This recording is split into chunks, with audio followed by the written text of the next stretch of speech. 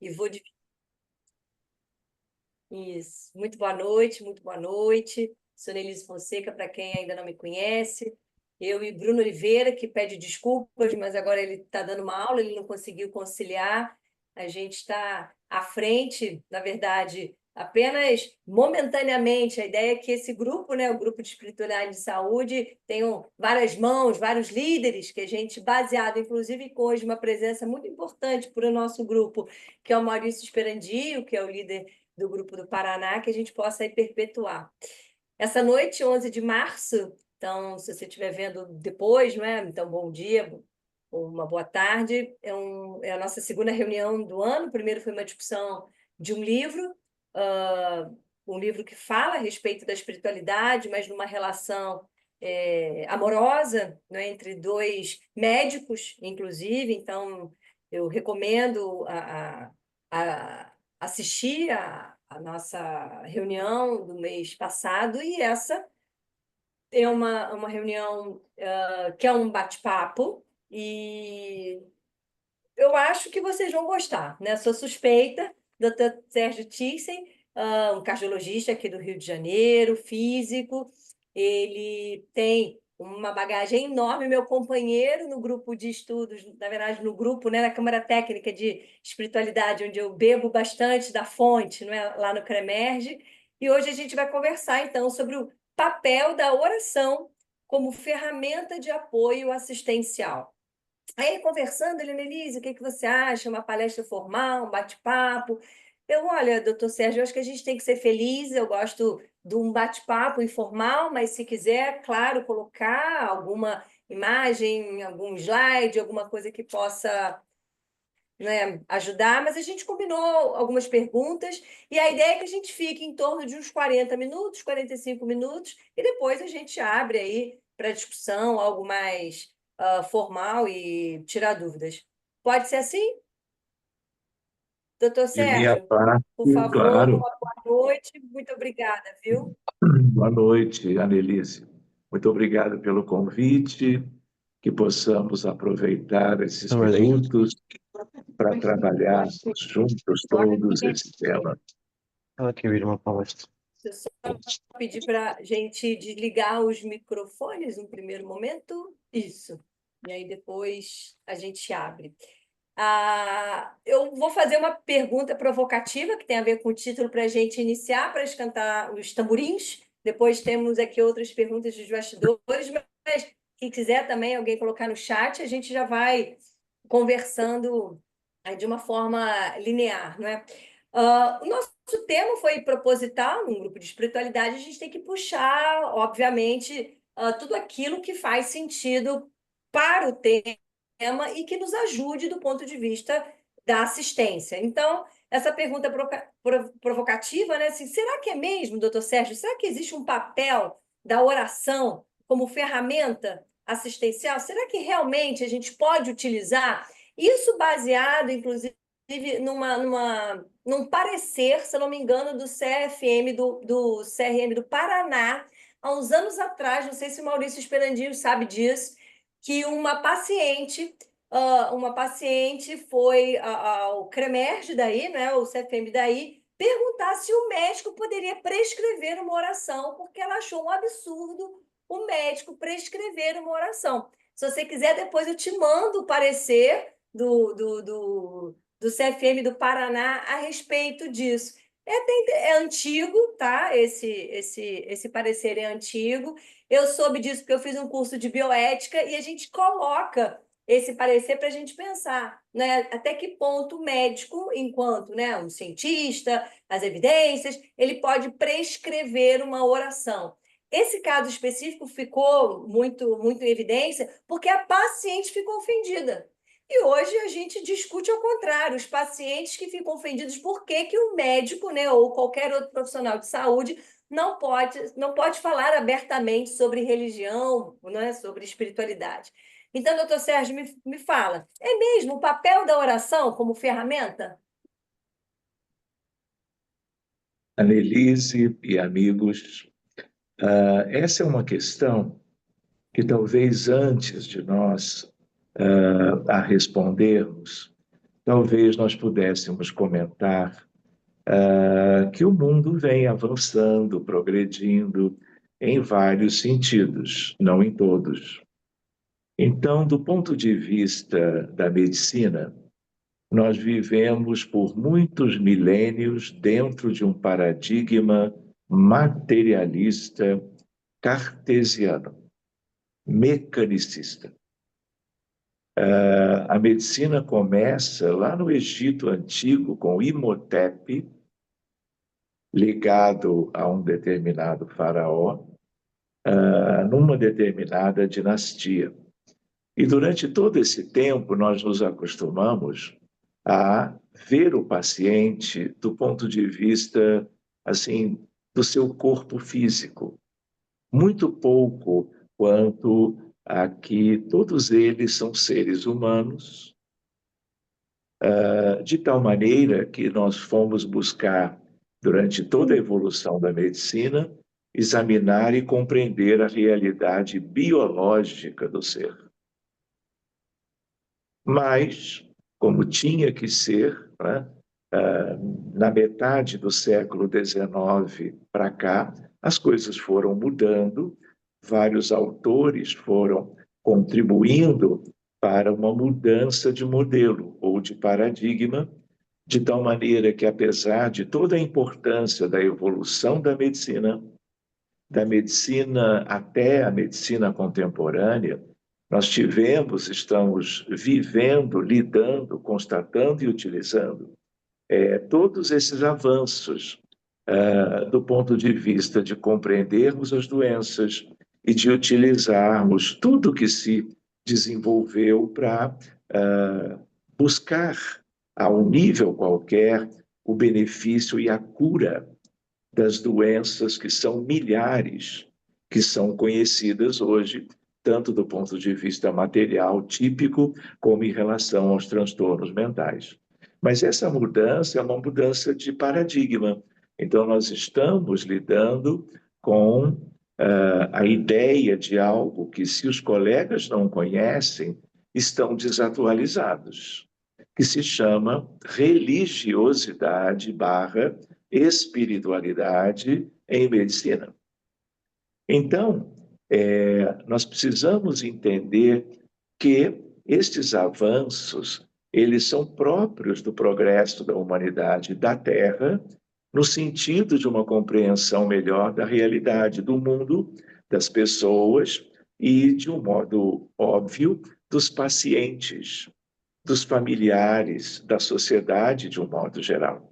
Então, só para termos um ponto de partida, se nós entrarmos hoje no mais importante site de medicina no planeta Terra, que se chama aquele do NIH, National Institute of Health, se eu entrar no PubMed de publicações em medicina, e se eu puser, por exemplo, prayer como uma palavra para buscar os artigos científicos ligados à oração, obviamente, em medicina, se eu entrar hoje, eu tenho 82 mil papers ou artigos ligados a colegas médicos, sobretudo, mas também de outros profissionais da saúde, sobretudo a nível da enfermagem,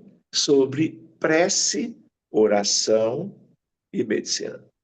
Então, essa estatística, ela vai mudando todos os dias e ela reflete o quanto a prece ela está sendo estudada por grupos médicos e de saúde de países do mundo inteiro. Não são só aqueles, vamos dizer, do Oriente, são também da nossa medicina ocidental, que nós conhecemos melhor.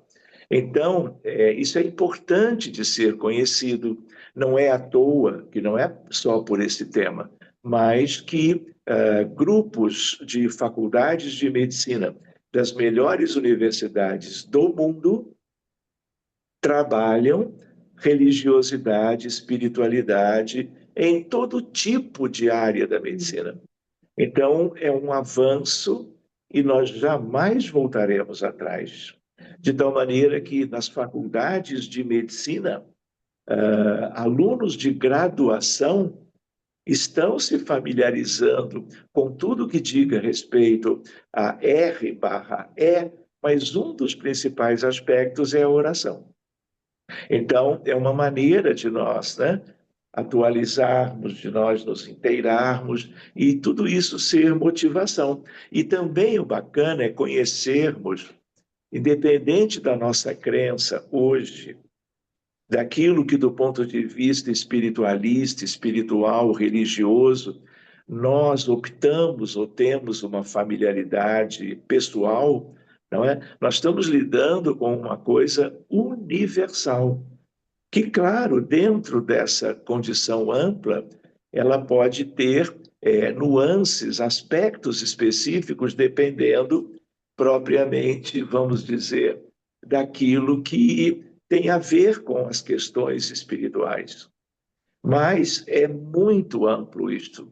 Então, é algo super bem-vindo, e se nós estudarmos determinadas pesquisas sérias lidando espiritualidade e medicina, frequentemente a oração faz parte disso. Então, por exemplo, um estudo com 30.000 enfermeiras americanas, todas elas com câncer de mama. E aí você divide em dois grupos. Um dos grupos é o grupo das pessoas que não têm uma cultura religiosa, não se afeiçoaram, vamos dizer, a uma crença, a um credo qualquer. O outro grupo, sim, seja a religião que for. Então, se você estudar essa pesquisa, você vai ver algo inusitado, que quanto mais essas enfermeiras frequentam os templos religiosos das suas crenças e se posicionam perante os altares respectivos, não é? Então, reparem que no íntimo disso, estar diante de um altar, de um templo religioso qualquer, é algo que envolve a prece, a oração, a comunhão com uma realidade superior ao que é comum. Então, não é apenas a presença física, mas o que acontece? Essa vivência religiosa, que inclui as orações, reduz, vamos dizer assim, o prejuízo que a doença causa, diminuindo a mortalidade. Então, a oração tem a ver com isso. É apenas um exemplo. De tal maneira que é algo para nós trabalharmos a qualquer nível. Conversar sobre a prece é saudável, não é? É motivador, não é? Incentiva a cada vez mais nós que somos muito materialistas ainda, ligados às questões humanas convencionais, nós começarmos a redirecionar a nossa condição de filhos de Deus, dito de uma maneira ampla, para as questões que existem além do que os olhos humanos alcançam. E um dos aspectos é exatamente buscar uma outra visão, com outros olhos, por isso que as pessoas, quando oram, em geral, fecham os olhos materiais, não é? Para seus espíritos, suas almas começarem a perceber algo além da visão convencional. Então, isso eu até diria com vocês, isso é uma ciência. Nós não estamos, vamos dizer, forçando nada. Isso é consequência do progresso da visão humana sobre a realidade de si, de cada um, da humanidade, do planeta todo e do ponto de vista da saúde humana. Então, a ligação da prece, da oração, seja num molde, seja em outro, sempre traz algo positivo. Talvez traga mais positividade dependendo de como a pessoa ora, de qual é. Oi, Simone. Deixa eu silenciar ela aqui. Peraí. Eu tava falando, brinca essa moça. Pronto, consegui. Desculpa. Retomando, dependendo de quais são as noções que a pessoa que ora tem da realidade que os olhos alcançam, mas muito além disso, de uma realidade extrafísica que envolve o mundo espiritual, vamos dizer assim, na sua plenitude, porque é todo um campo de estudo, e as questões transcendentes, as questões para muito além do que muitas vezes os nossos pensamentos alcançam. Então, isso, talvez a oração, não é, seja como que o melhor convite para nós estarmos, vamos dizer, nos ligando a essa ciência da vida após a morte. De tal maneira que é um convite extraordinário e que a humanidade, pouco a pouco, ela vai gradativamente se afeiçoando a tudo isto e, com isto, buscando o crescimento tanto individual como o crescimento coletivo. Te ouvindo, me fez lembrar, recente eu li a biografia de São Bento. Eu estou numa fase de, além das leituras técnicas, não é? Eu gosto muito de ler personalidades. Então, Santa Rita de Cássia, São Jorge, Santo Expedito, acabei de ler São Bento. E São Bento, para minha surpresa, ele nem foi padre, eu não sabia disso. Ele criou a ordem, né, beneditina, mas ele não era nem padre. Então, ele não podia fazer a comunhão. E ele tinha algumas frases e regras, e a disciplina para ele era muito importante, não é? Então, o silêncio, mas uma frase muito famosa dele é ora e labora. Então, a oração era tão importante quanto o trabalho. Ele, né, essa forma da gente sempre falar, cabeça vazia, oficina do diabo, porque ele tem a oração como um alicerce dele, essa conversa, ele dizia, não precisa fazer orações longas, não vai ser isso que vai fazer, né, você ser escutado. Pelo contrário, uma oração clara, genuína, sincera, não é essa conversa que você vai ter com toda a sua emoção, com todo o seu sentimento, e não deixe de trabalhar. Mas é importante essa disciplina do orar, mas não aquela disciplina da exigência, né? Que a gente sempre coloca em mente a disciplina militar. Pelo contrário, a disciplina que nos liberta, que nos dá exatamente a possibilidade, nesse gerenciamento de tempo, por exemplo, está aqui em função disso, né? Dessa liberdade que a gente tem a partir do momento que a gente consegue colocar, digamos, em ordem. Tem uma disciplina muito mais de ordenar, não é? E isso é muito forte, o ora e labora de uma pessoa que teoricamente tem uma formação religiosa, que criou uma ordem, não é, beneditina, mas nem seguiu, né? Ele não foi ordenado como padre. Então, a importância desse canal de comunicação. Annelise Congelou? e amigos, uma coisa que todos têm ideia é da relação da oração, da prece com as religiões monoteístas e politeístas de toda a história da humanidade, não é? Então, talvez a prece seja o maior dos exemplos daquilo que as religiões têm em comum. Mas existem noções sobre a prece, por exemplo, a prece que muitas vezes se tornou a mais conhecida, mas que é como que repetida maquinalmente. Então, muitas vezes, esse aspecto mecanicista não tem o mesmo efeito daquilo que é uma introspecção, um silêncio profundo da alma e em reverência a Deus, seja ele visto ou sentido de acordo com a sua crença. porque há uma variedade de possibilidades aí.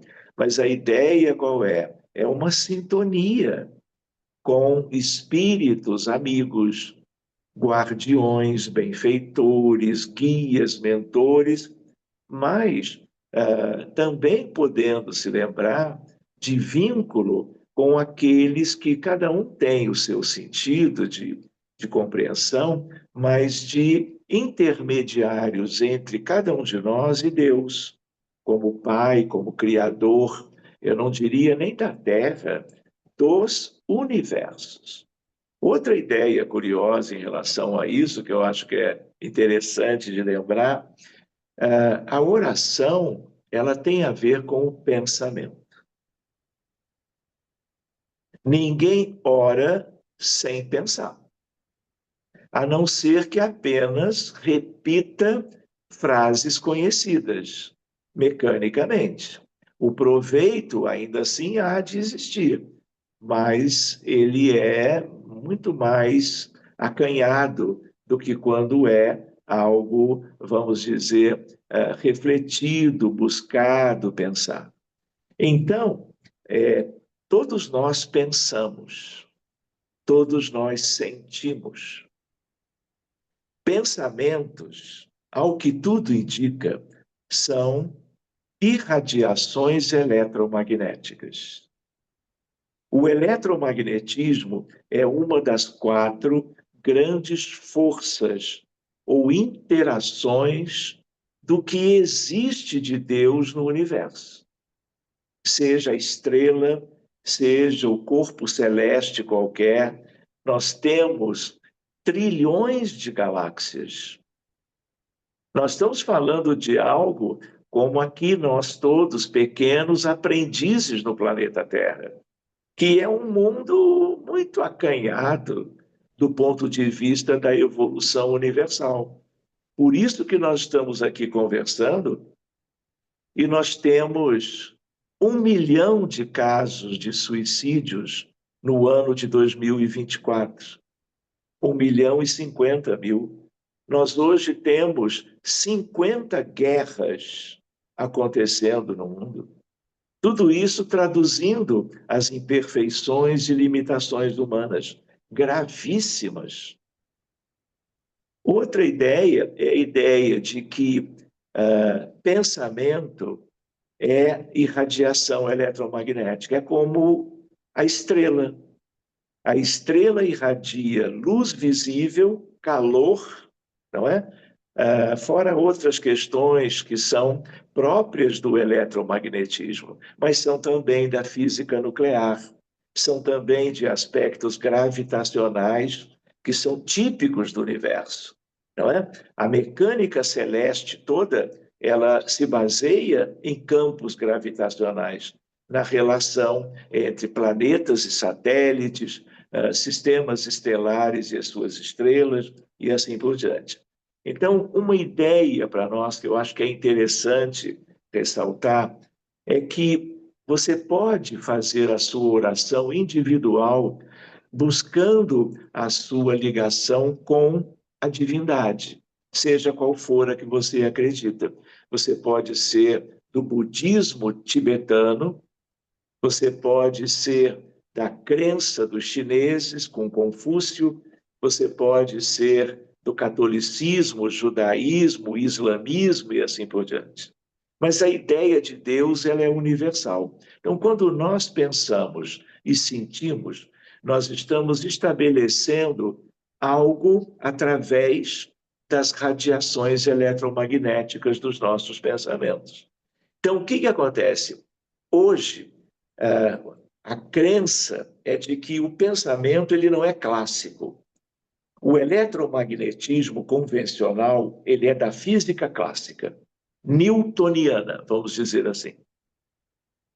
Em 14 de dezembro de 1900, Max Planck ele muda a história da ciência e resolve um problema dos físicos da época, que era a catástrofe do ultravioleta.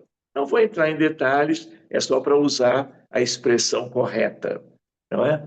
E aí ele trabalha a ideia e que se torna assim universal no conhecimento, gerou todo o avanço da física moderna. Física moderna é mecânica quântica mais teoria da relatividade de Einstein. Então, quando ele diz que na radiação do corpo negro, na catástrofe do ultravioleta, as estrelas, em qualquer lugar do mundo, do universo, vamos dizer, irradia de uma maneira que não é linear, que é, vamos dizer, fragmentada. São os pacotes de energia, são os fótons. E aí surge a ideia da quantização da energia. Então, a curiosidade espiritual, ligando essa física com vamos dizer, a espiritualidade, a oração, ela é quântica. Temos que ter muito cuidado em usar a palavra, esse adjetivo quântico, porque há todo um uso equivocado dessa palavra, que é utilizada para ganhar espaço no entendimento, na crença das pessoas, porque atrai as pessoas. Às vezes é usado até comercialmente, mas usando de maneira correta, na medida que o pensamento ele é de natureza 10.000 vezes mais rápida do que os 300.000 quilômetros por segundo da velocidade da luz no vácuo, surge um novo fenômeno, que todo fenômeno quântico tem, que se chama colapso da função de onda, que se chama entrelaçamento quântico. Então, é um ajuste, é uma ligação invisível, a nível, vamos dizer, microscópico, não é? No sentido das pessoas se interligarem. Então, quando alguém ora para um paciente que vai ser submetido a uma cirurgia cardíaca, só para vocês terem uma ideia, eu sou cardiologista, não é? Eu tenho colegas que são cirurgiões cardiovasculares, são as cirurgias mais complexas que nós temos na medicina contemporânea, e aí os meus pacientes que eu não consigo evitar que precisem de cirurgia, tratando-os clinicamente, se eles vão para o centro cirúrgico para uma revascularização, uma troca valvar, a correção de uma cardiopatia congênita, eu indico colegas que eu conheço há muitos anos. E, por exemplo, alguns deles não começam uma cirurgia cardíaca antes de reunirem toda a equipe, e eu estou junto. Quando é paciente meu que opera, eu vou e estou na sala durante o ato cirúrgico, e eles, uma determinada oração que inclui os instrumentadores, as enfermeiras de centro cirúrgico, o anestesista, o primeiro auxiliar, o segundo auxiliar, todos cirurgiões, aquele que manuseia a unidade de circulação extracorpórea, fundamental em certas cirurgias cardíacas, de tal maneira que ele reúne todo mundo. Cada um tem o seu setor na sala cirúrgica, mas o paciente ainda acordado, nós oramos pelo êxito da cirurgia. Quem toma a dianteira é o cirurgião. E aí ele pede a Deus pelo êxito de tudo, do seu próprio trabalho, do trabalho de todos, mas, sobretudo, pelo melhor resultado cirúrgico. Só aí que o anestesista usa a indução para ele, então, adormecer e seguir o procedimento. Então, essa é uma questão importante. A outra, ligada ao entrelaçamento, é que isso cria um vínculo invisível, que a física explica. Quer ver uma outra questão? Quando se fala, por exemplo, no rebanho de Jesus. A humanidade inteira seríamos ovelhas do grande rebanho do Cristo, que para os espíritas é o governador da terra, modelo e guia. Então, Ele, quantas vezes, em evangelhos de Mateus, Marcos, Lucas e João, ele sugeriu aos apóstolos, para ficar a sugestão para toda a cristandade: vigiai e orai, fora inúmeras outras passagens. Então, quando ele ora, quando qualquer um busca oração, no sentido de ajudar a um grupo de enfermos, a ajudar o cenário de uma guerra e uma destruição de uma faixa de Gaza, por exemplo, como vocês conhecem bem, o drama dos palestinos, com 48 mil mortos em pouco tempo. O que acontece? Tudo isso se entrelaça, tanto encarnados como desencarnados. E é um entrelaçamento que junta e permite que aquilo que se sente, aquilo que se propõe, que se deseja, chegue a quem tem que chegar, que está entrelaçado a quem está orando. Então, por isso que eu gosto de lembrar essas coisas, porque torna a questão da prece ela muito mais do que uma coisa empírica, uma coisa que tem a ver com a metodologia científica. E a física que nós estamos trazendo para agora, ela é a mãe das ciências. Tudo tem a ver com a física, queiramos ou não, seja a mecânica clássica, seja a mecânica quântica. Então, nós todos vamos lidar cada vez melhor com isso, com mais fé, com uma crença ampliada de não estar fazendo apenas uma coisa que já seria boa, do ponto de vista místico. Tem o seu lado místico e ele pode ser lindo. Mas a ideia qual é? São coisas palpáveis. Por isso que os resultados são os melhores. Por isso que se você vai no PubMed, você tem hoje 82.500 artigos para estudar. Se você não souber triar, você vai passar a vida inteira só estudando esse tema. Só que nós temos centenas ou milhares de temas para estudar só em medicina. Estava ouvindo e alguns insights, né? Quer dizer, para a gente pensar na oração fora, ainda pegando o lado místico, não é? Envolve, você usou esse termo, né? Fé, crença e confiança. Muitas vezes você, para um paciente, né, na minha frente, mas você tem que ter fé. Sim, doutora, eu já escutei isso, mas o que é fé para você? Aí, né, você leva aquele, né, de direita e de esquerda, diz, olha, fé para mim hoje é uma força motriz em algo que pode ser que eu não consiga exatamente te exemplificar, humanizar, né? Colocar sobre uma forma, né, humana, talvez, né? Eu lembro desse caso. Mas eu confio cegamente. A fé é uma força motriz que me faz acreditar, que me faz continuar, que é um catalisador, né? Que me faz levantar todos os dias.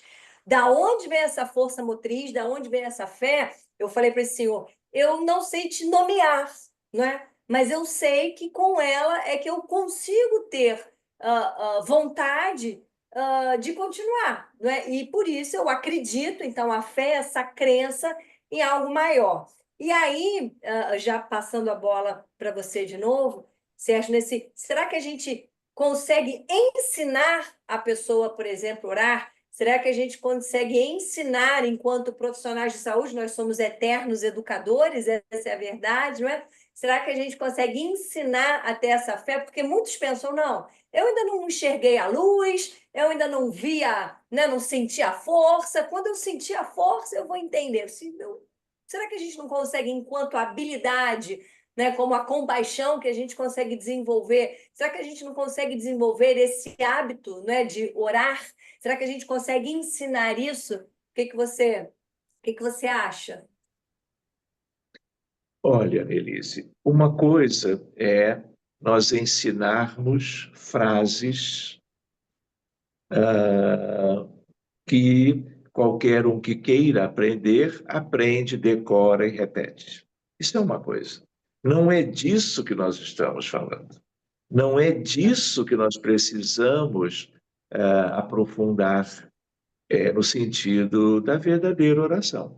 Então, fé, na verdade, é algo que você tem dentro de você e que você tem certeza que aquele aspecto positivo há de se realizar. É uma antecipação. Eu até poderia, mas eu não vou me estender nisso. É como se fosse um salto quântico, no sentido, olha, eu sei aonde a partícula, o elétron na nuvem eletrônica, ele vai ganhar uma energia e ele vai alcançar, vamos dizer, a próxima parte do interior daquela determinada realidade pequenininha do átomo. Fé é algo que você adquire com o tempo. Você ensina, ensina. Você ensinar seus filhos, as crianças, de um modo geral, a entender esses mecanismos. Mas uma coisa é ensinar o Pai Nosso. É ótimo, porque a história de Jesus com os apóstolos, quando ele, atendendo o pedido de Pedro, que se deslumbrava na presença dos outros, do colégio apostólico, vendo Jesus em oração, eles eram todos de origem judaica, eles eram acostumados à oração. Mas o que eles sentiram, o que eles viram quando Jesus faz uma prece, dialoga com Deus, a primeira coisa Pedro diz: Mestre, ensina-nos a orar. E é aí que Jesus ensina o Pai Nosso, né? Que é uma peça extraordinária da cultura cristã, não é? E um exemplo dele, o próprio Senhor Jesus, falando a respeito daquilo que caberia numa oração que todos os apóstolos, discípulos, amigos e servos dele, ao longo do tempo, foram conhecendo. Mas a ideia aqui qual é? A ideia de que essa possibilidade da fé, ela nutre a alma, ela nos leva para adiante, ela nos conduz. E quando nós falamos assim, isso é um mecanismo de cada um. Estudar isso tudo, divulgar, compartilhar as experiências que incluem essa crença, essa segurança de que o que você está buscando para o teu doente é que ele melhore da sua saúde. E a proposta de orar junto com os pacientes, seja no consultório, seja no posto de saúde, seja na terapia intensiva, no pós ou no pré-operatório, seja o que for em medicina. Então, nós estamos vendo, isso é um caminho lindo que a espiritualidade superior vem abrindo para o mundo. Outra ideia de fé é que a palavra fé vem da palavra grega fides, de fidelidade. Então, essa fé, ela também tem a ver com a fidelidade a Deus, às leis de Deus, a compreensão da realidade, no sentido de, por exemplo, para os cristãos, a fidelidade aos evangelhos ensinados, como poderia ser de qualquer outro livro sagrado, de qualquer outra cultura religiosa. Então, essa é uma outra visão fides de fidelidade. Mas eu queria lembrar essa questão no sentido de que é preciso divulgar isso. Entende? Em sala de aula, quer ver um exemplo curioso? São duas experiências interessantes assim que nós tivemos esse último ano. Hospital Estadual de Bauru, São Paulo. Projeto envolvendo meia dúzia de colegas, inclusive a diretora do hospital. Estivemos lá realizando algumas atividades que eu não vou assim pormenorizar agora, mas uma das atividades era depois de um trabalho de assistência mediúnica para os casos mais graves da terapia intensiva do centro de queimados, criancinhas todas enfaixadas, fazendo curativos dolorosos todos os dias por causa de acidentes na cozinha, lidando com alimentos incandescentes. Enfim, nós cuidávamos mediunicamente antes. Por que aquele sofrimento? De onde vem? E aí nós cuidávamos das questões do pretérito. Mas sempre para cada caso, depois dessas primeiras reuniões, nós íamos no CTI e em algumas enfermarias convencionais. UTIs de crianças, UTIs de adultos. E aí, um amigo nosso, um cantor, que é um tenor, ele cantava músicas no CTI e na enfermaria. E logo depois, ou durante, nós dávamos o passe espírita em vários casos. Às vezes nós íamos numa enfermaria de 3 pacientes, visando cuidar de um deles, porque aquele era o mais grave. Pedíamos licença, fazíamos a prece, e os outros 2 ficavam olhando, tipo assim, eu também quero. Como é que vocês vêm aqui, não é? E priorizam ele e nós ficamos assim. E aí nós íamos lá e fazíamos a coisa de tal maneira. Então, é uma ideia no sentido de o quanto é grande a carência emocional, psíquica, espiritual, moral dos doentes com problemas mais sérios.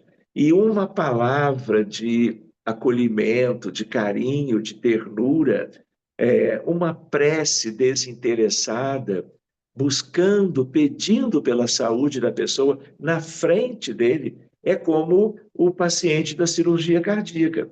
Ele vai para a cirurgia, não é? Vai ser anestesiado, mas ele vai de outro jeito, no sentido, olha, esse é um time e tanto, que se preocupa para muito além da melhora clínica e da questão da ação médica, seja ela cirúrgica, seja ela de ordem clínica.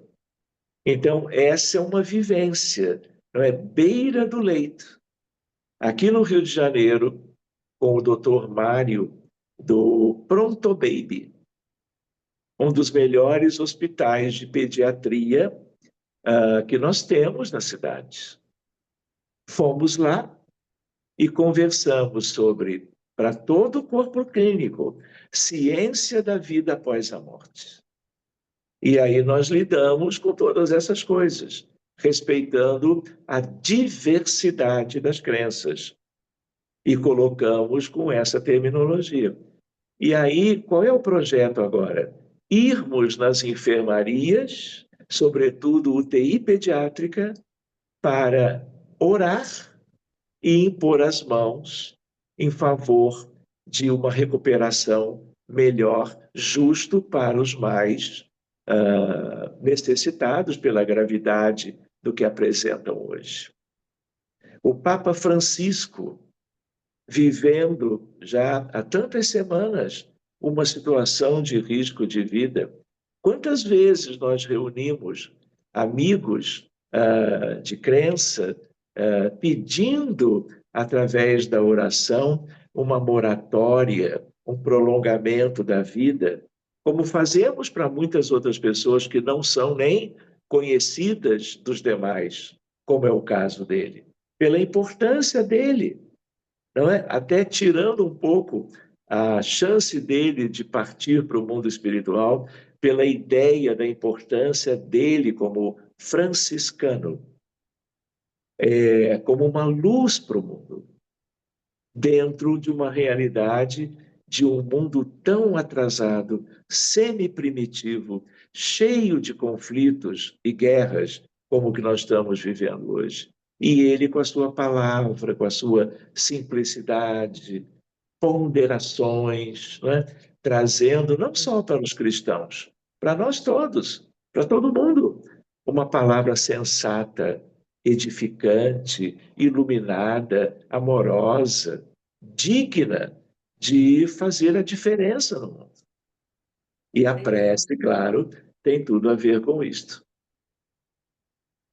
Muito bom. São 15 para as 9, eu ficaria aqui até a madrugada. Eu quero abrir agora, não sei se o Maurício, o Rafael, Maria Inês, enfim, quem quiser conversar um pouquinho. Eu senti, doutor Sérgio, um sorriso quando o senhor falou da fé, fidelidade, fideu. Eu senti um sorriso, entendeu? De orgulho. E isso é muito bom, né, Maurício? De ver aí a tua semente, não é? Agora eu vou ter que Germinando, esse explicar, grupo né? existe por sua causa, né? O que ela está falando, doutor Sérgio, é que eu tenho trabalhado aqui no Paraná com a ideia da construção de uma disciplina técnica em saúde e espiritualidade chamada fideologia, né? Justamente para tornar isso mais atraente à academia, porque o conhecimento está aí, a academia está adotando, mas nós temos muita dificuldade em nos comunicar com as palavras que nós utilizamos, principalmente porque não existe um consenso do que seja a palavra espiritualidade no meio acadêmico, né? E aí eu tentei contornar o problema falando, ok, vamos colocar todo mundo dentro dessa caixinha fideologia, é isso que a gente vai ensinar para os acadêmicos, é isso que nós vamos discutir como profissionais, e aos poucos nós vamos nos esclarecendo o que seja espiritualidade. Mas assim, é um trabalho em andamento. Me senti na Muito obrigação legal, de explicar agora. muito legal. É Eu porque devo essa voltar semente ao que a gente Paraná no final do ano. Você conhece o CAPO, Centro de Apoio aos Pacientes Oncológicos? Nós vamos Nós dar palestra estivemos juntos. em Curitiba, não é? No ano de 2023 e 2024. E deve lá para novembro ter outro evento, e esses temas são muito, Vai ser muito 30 de agosto. interessantes. Né? Oi? 30 de agosto. 30 de agosto. 30 de agosto. Isso. Muito bem. A reunião do CAPO, você diz. Exato, aquele seminário, né? Seminário que É, eles fazem. Então, eles me encaminharam um convite também. Vou ter a honra de estar ao seu lado lá. tá ótimo. Muito bom que vai ser de novo. É um conjunto de atividades muito proveitosas para quem participa, né? Muito bem. Eu Então, gostaria de aproveitar e fazer uma pergunta para o senhor, então, já que a Anne abriu a palavra. se não sou eu, Existe uma diferenciação, eh, talvez acadêmica, científica ou prática, entre preces pessoais e preces intercessórias, aquelas que são feitas em favor de outros? existe, Maurício, uma diferença no sentido de que a intercessória ela tem esse propósito, né, de gerar um benefício para outra pessoa, para um conjunto de pessoas, não é? Então, isso tem muito a ligação com a medicina mesmo. Então, por isso que é tão importante, né, que os alunos de medicina, os colegas já formados, os professores, possam se inteirar do valor dessa ferramenta a favor da saúde das pessoas, não é? Então, grupos de oração. Eu vou comentar algo que ainda está em construção também, Maurício. Eu sou do Rio de Janeiro, não é? Eu tive a oportunidade, não é? E a Nelise sabe disso, ela estava lá, de falar no CREMERGE, que é o CRM do Rio, em duas ocasiões, uma em meados de 24 e a outra em novembro agora de 24 também. exatamente sobre questões de cura e sobre a tal ciência da vida após a morte, não é? Então, o que acontece? Nós estamos planejando um terceiro momento de um grupo de trabalho de espiritualidade e medicina, exatamente para divulgar essas questões para os colegas médicos de uma maneira geral. Mas como o nosso tema hoje é a oração, não é? Uma ideia nossa que já está no grupo desde uma reunião de um mês e pouco atrás é de nós criarmos um grupo de Facebook, por exemplo, que se chama Médicos que Oram. E aí as pessoas vão entrando livremente para compor com aqueles que estarão, por exemplo, uma vez por semana, fazendo uma prece coletiva e aquela questão de ser intercessória, ela vai ser o aspecto talvez mais importante. Médicos que oram pelos seus pacientes, mas não só, pelos seus colegas, pelos profissionais de saúde, pelos pacientes que desencarnaram, de tal maneira que essa é uma extensão de um projetinho nosso que já tem 8 anos. Nós criamos um grupo com amigos de Portugal, espíritas, Prece pela Humanidade. Começamos, éramos uma meia dúzia de amigos do Rio e amigos lá da Serra da Lousã, fica perto de Coimbra, em Portugal. O grupo cresceu, era só uma vez por semana, aos domingos, e nós fazíamos uma prece intercessória pelos necessitados vivendo os dramas da humanidade, os problemas pessoais e coletivos. Até que veio a pandemia. Quando veio a pandemia, o grupo já tinha 1.200 pessoas, poucos anos depois. Com a pandemia, não é? Tantos aspectos de sofrimento, por causa de lockdown, por causa de isolamento social, por causa do luto. E aí o que acontece? As pessoas viram nesse grupo de prece uma possibilidade de algo a favor do seu bem-estar. Quanta gente adoeceu afora pela Covid propriamente, em termos de saúde mental? Quanto de depressão que se acentuou, de ansiedade, de ideação suicida. E aí, como nós estávamos também mais em casa do que saindo para as atividades até então habituais, nós entendíamos que nós tínhamos que aproveitar, e a prece, desde então, ela se dá todos os dias, às 5 da tarde. É um grupo do Facebook chamado Prece pela Humanidade. Então, hoje tem 9.900 pessoas de 22 países. Por quê? Porque foi um divulgando para o outro, amigos para lá e para cá. E qual é a ideia? É a prece para ajudar as vítimas da violência, os doentes nos hospitais, os que morreram por uma situação dramática ou outra.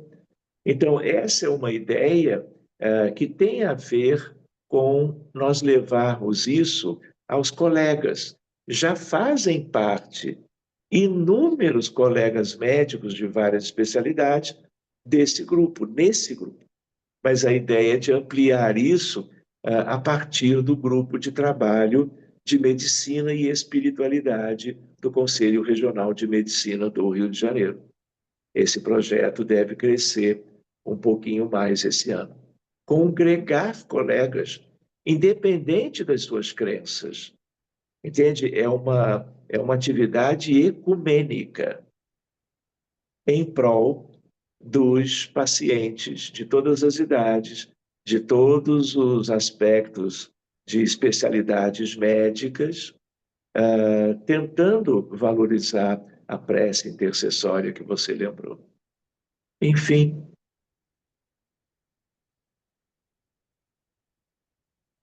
Muito bom, muito bom.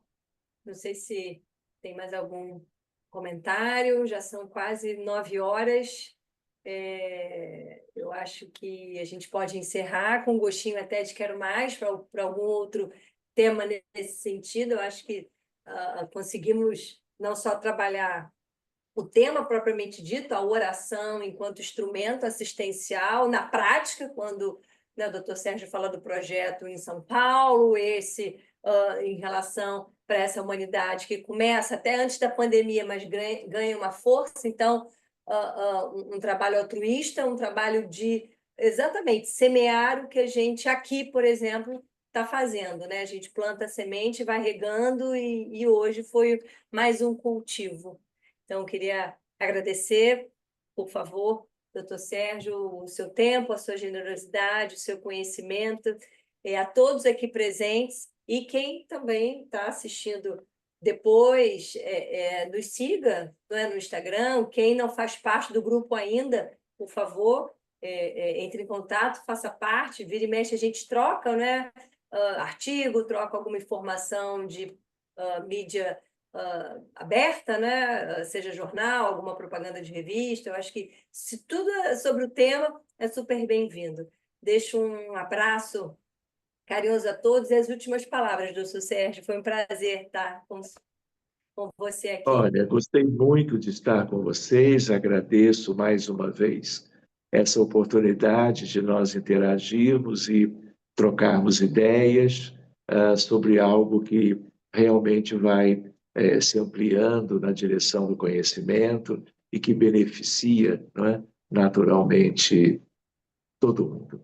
Que possamos nos ver em breve num outro tema relacionado a essas questões tão bonitas de medicina e espiritualidade. Que Deus nos inspire em todos esses aspectos. Com certeza, que nos ilumine, nos dê, não é, a luz para continuarmos. Muito obrigada, pessoal. Uma boa noite. Vocês descansem, que a gente possa estudar e nos inspirar, que a oração seja uma ferramenta, sim, de auxiliar no nosso dia a dia assistencial. Um grande abraço. Tchau, tchau. Obrigado.